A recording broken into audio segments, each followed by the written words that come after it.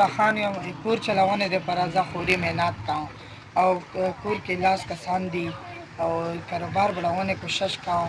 هو مدد کوونې والا الله پاک ته بندګانو غوښتنې نه شانه مرسي.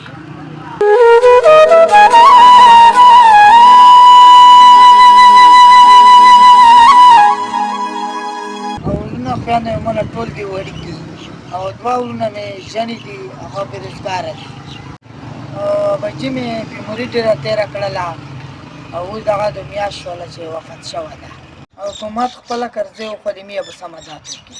قرضه وړه خو ډېر یو خلک تنګونکی خو الله به څه مدد وکړي. بختور خلک ته الله پاک خپله بختور لري او دومره هیله نشته.